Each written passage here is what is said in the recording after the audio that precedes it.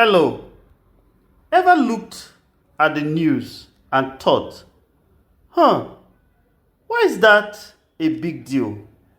Or maybe, what do all those big important people do anyway? Well, today we're diving into a real life mystery that's got leaders across the globe talking. And here's the big question: what happens when a terrible massacre occurs and the person thousands of miles away speaks up before the leaders right next door? Keep that question in your mind because the answer might just surprise you and show you something amazing about your own power.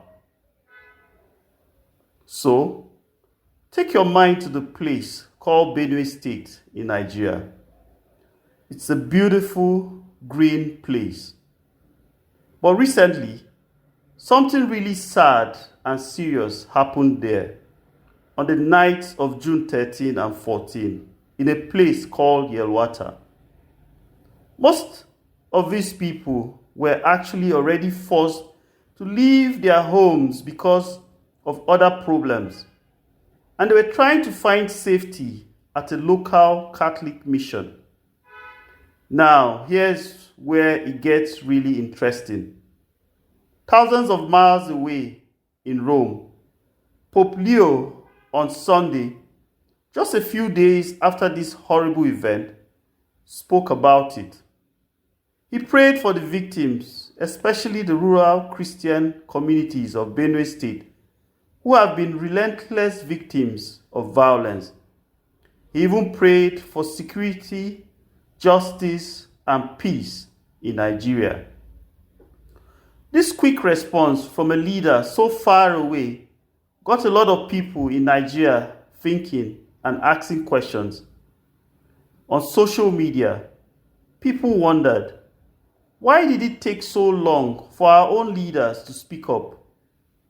Did they only act after the world started watching?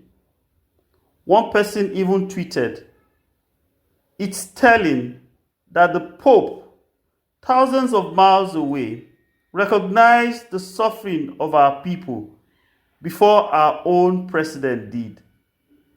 This feeling of a delayed response really bothered many Nigerians.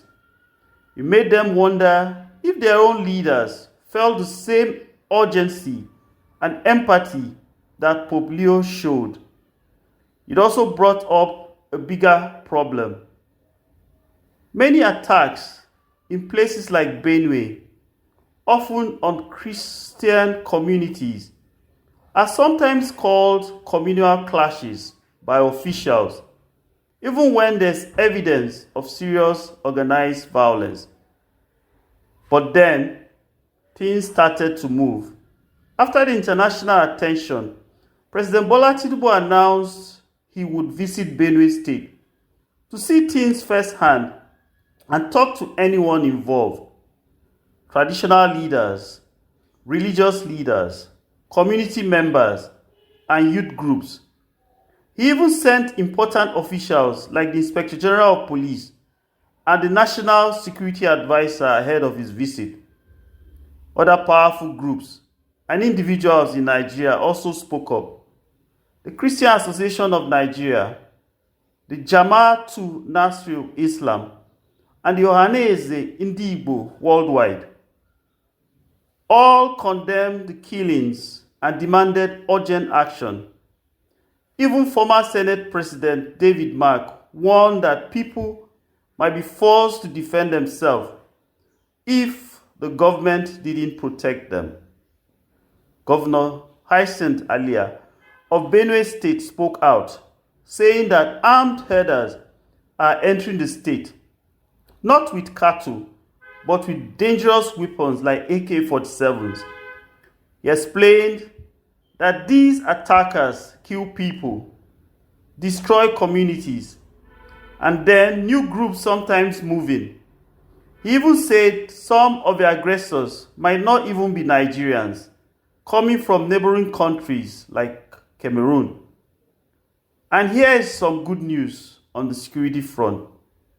The Chief of Defense Staff, General Christopher Musa, visited Yelwata and promised that the Nigerian Armed Forces would work tirelessly to make sure such attacks never happen again. So back to our big question. What happens when someone far away speaks up before the leaders right next door? When Pope Leo spoke up, it wasn't just about prayers. It was about shining a global spotlight.